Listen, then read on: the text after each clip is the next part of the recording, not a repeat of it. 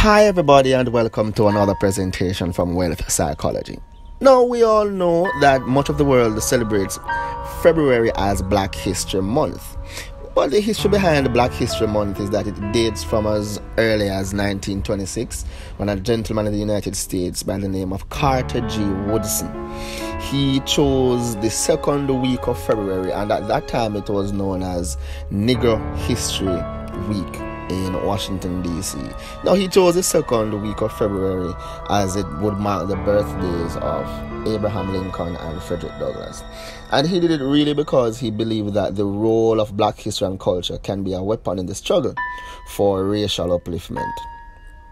But I want to go a little bit further to say that, by reliving and remembering history, we create awareness of the struggles and the challenges that African descendants overcame in any part of the world that they happen to tread. Now, this proven perseverance will serve as inspiration for the diverse communities we have right across the world.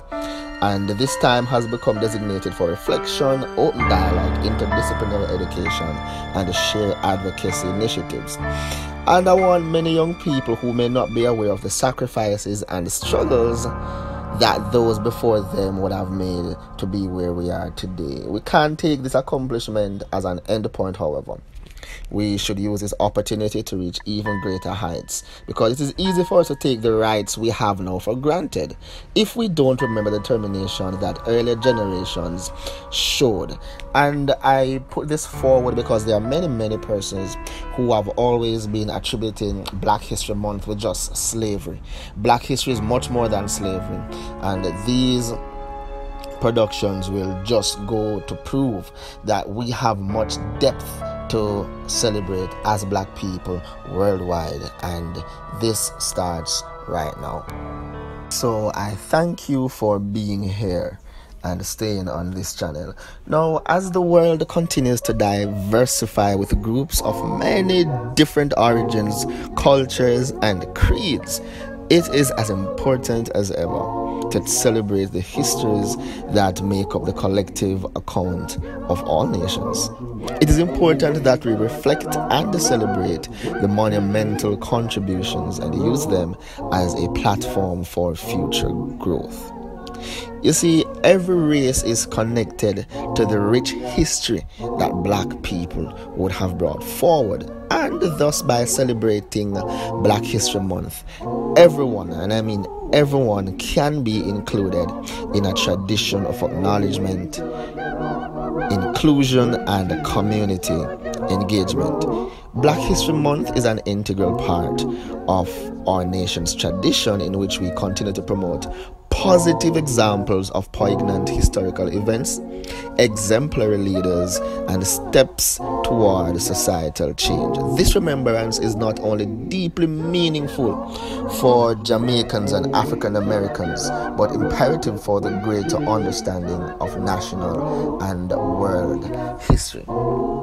Now, there are many things that Black people would have touched the lives of the world over and over. So we have from sports, politics, inventions, religions, all sorts of areas with which we would have contributed significantly. Today, however, we want to focus on the first part of our Black inventors. Stay tuned. No, you cannot get a blood transfusion, stop at a traffic signal, turn on a lamp, or even put on a pair of shoes without relying on technologies and devices first patented by Black people. Here are just a few of the remarkable men and women who changed the way we live our lives presently. You can learn more about these and hundreds of other famous Black inventors beginning right now. Okay, we turn our attention to Mr. Alexander Miles. Alexander Miles was an African-American inventor who was best known for being awarded the patent for an automatically opening and closing elevator door designed in 1887. Now, while riding in an elevator with his young daughter, Mr. Miles saw the risk associated with an elevator shaft door carelessly left ajar. This led him to draft his design for automatically opening and closing elevator doors, and he applied for a patent.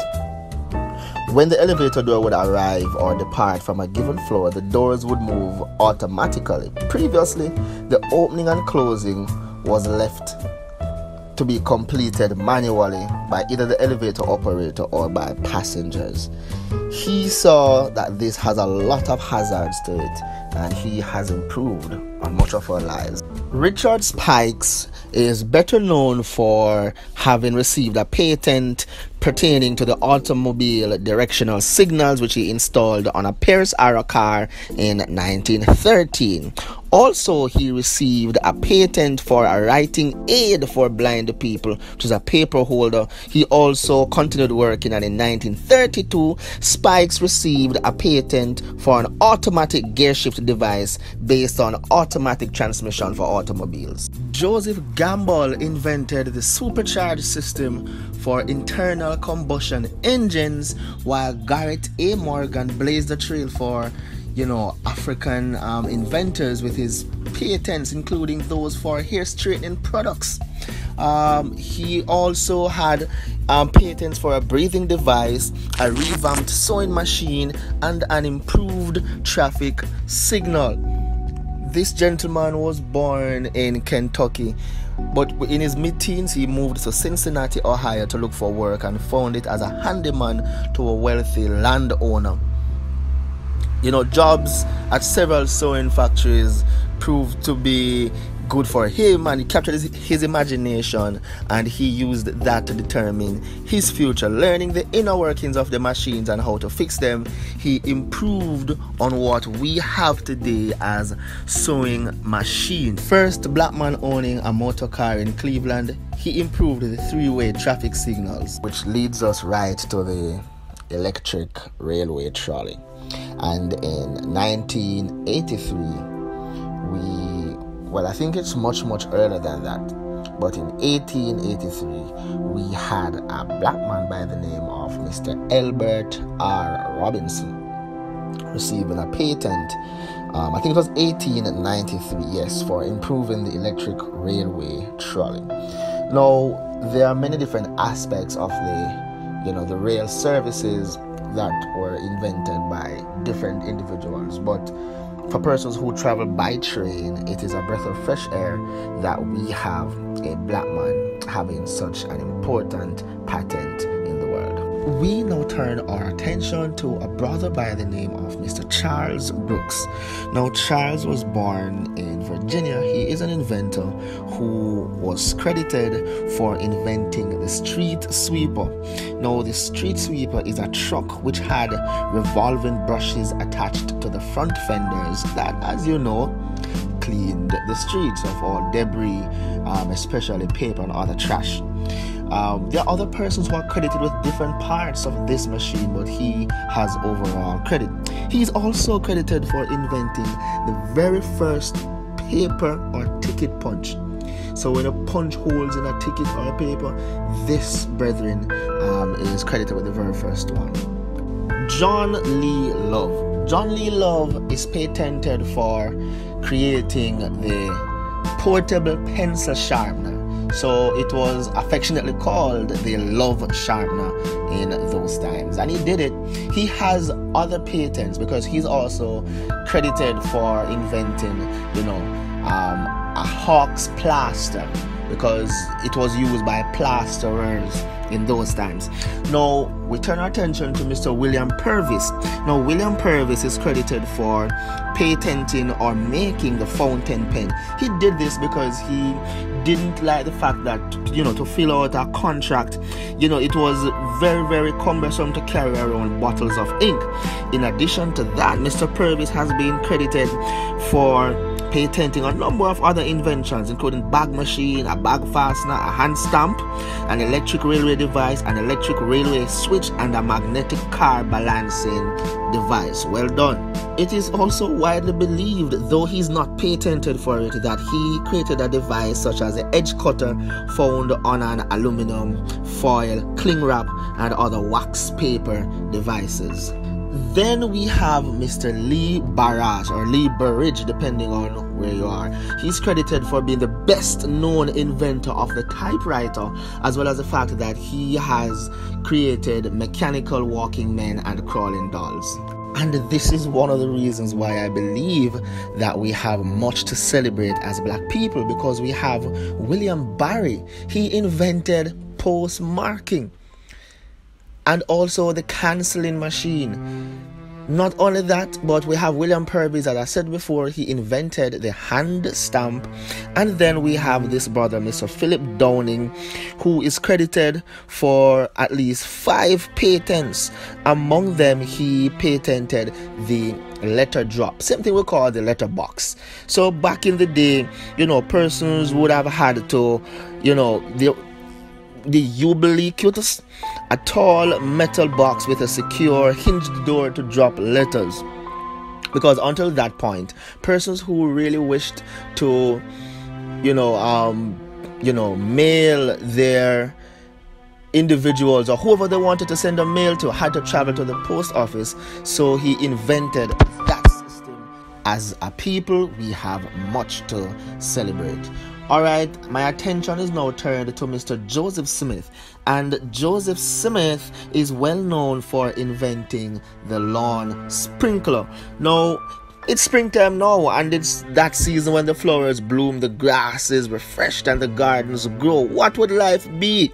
What would life be if the gardeners had to drag those horses along across, enormous lawns to sit for hours to make sure the grass was evenly watered? But thanks to scientist and inventor Mr. Joseph H. Smith, most people do not have to do that, because on May 4th, 1897, he patented the lawn sprinkler and later patented an improvement of the original design. Still on the lawns, we turn our attention to Mr. John Burr, because in the 19th century, he invented and improved the rotary blade lawnmower. He designed a lawnmower with traction wheels and a rotary blade that was designed to not easily get plugged up from lawn clippings. Thank you very much, sir, for that useful invention. Frederick McKinley Jones is credited for being the person who designed, firstly, what is now known as a portable refrigeration system, which is the precursor to what we now know as the air conditioning.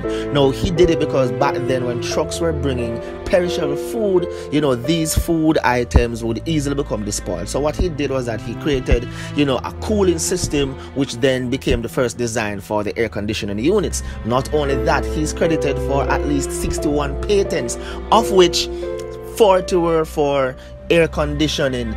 Not only that, much of what we know today for preserving blood, medicines, and all of that was from this design. Alice Parker is the person who in 1919 received her patent for her design of a gas heating furnace.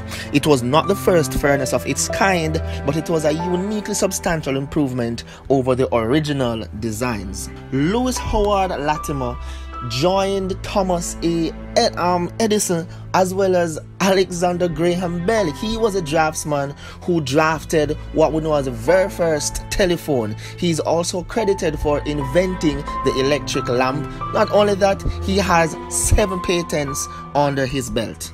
Michael Harvey is credited for inventing a type of lantern. Now, he received the patent, which is on display now at the Black History Museum, and he is credited for an improvement in wick raising in lamps. Granville T. Woods was kicked out of school when he was only 10 years old. He was a railroad engineer and inventor who later had patents to include a system that enabled the telegraph lines to carry voice signals, an induction telegraph for sending messages to and from moving trains, and electromechanical and electromagnetic railway brakes. Thomas Stewart, born in Kalamazoo, has been one of the very first African Americans to be granted a patent. His first major invention was a station and street indicator that he patented in 1883. In 1887, he invented a metal bending machine used in the steel industry. Next, he invented the good old mop in 1893. Oftentimes, the smallest inventions have the biggest impacts. Think of the paper clips and think of dustpan, which was created by Mr. Lloyd Ray because he needed to solve a problem of all that trash which was lying around. His design has not changed much in over 150 years, and it is clear that we could not have been doing without such a useful invention. We love shoes, all sorts and types of shoes, but if it were not for John E. Matt Zilliger, he was an artist and inventor who was famous for designing and creating a machine that stretched leather shoe uppers around a foot-shaped model. At last, before Matt Zilliger, the automatic shoe lasting machine revolutionized and shoemaking industry produced lots of pairs of shoes which we enjoy even to today. Walter Salmon, another black man, created the hot comb, or what we call the flat iron, and the precursor to the curling iron, and this was done because he wanted to get the nappy out of females' hairs. Another female, Sarah Boone, has the patent for improving the ironing board. Now, her ironing board was designed to improve the quality of ironing sleeves and the bodies of women's garments. Then we have Mr. George T. Sampson, who was an African American inventor best known for his early patent of the automatic clothes dryer in 1892. He also is credited for inventing a sled propeller. Our black brothers and sisters are so powerful. Lastly on this list, and by no means least, we have Mr. John Standard. He was born on the 15th of June 1868. He was an African American inventor from Newark, New Jersey, who patented improvements both to the refrigerator and the oil stove. He overcame a lot of racial division in the United States at that time. He revolutionized the modern kitchen and was granted intellectual property rights to 2 patents throughout his lifetime, though he had done much more than that. He is commonly attributed with creating the very first ever refrigerator, but the patent was issued on the 14th of June 1891 for his invention was a utility patent which was only issued for an improvement to an existing patent. Oh, Lord of mercy. Although there has not been much known about the early life of Mr. Standard, other than that he was born in New Jersey to Mary and Joseph Standard, and even less about his death in the 1900s. His improvements in the kitchen appliances eventually led to more innovations in both refrigerator and stove designs that would change the way people cook around the world and store their food. Thank you so much, my black brothers and sisters. Now, I say all of this to let people know that black history is much more than just Martin Luther King Jr. and Malcolm X and George Washington Carver, Bob Marley, Web Du Bois, and all of these other great black men and women. I just want my black brothers and sisters to know that black history is rich, is deep, and we should embrace our history, our culture, and our heritage. I thank you for being here with me in the first part of 2. My name is D.I.R.S. Freckleton. You could follow me on Facebook. That's a picture you probably will see. You could like my business page. It is Wealth Alliance Limited. Follow me on Instagram at dr_freckleton. Follow me on Twitter at drsi. That's where I give my updates for movies and videos. Please subscribe to my channel on YouTube, Wealth Psychology. Thank you, and I'll see you in the next video.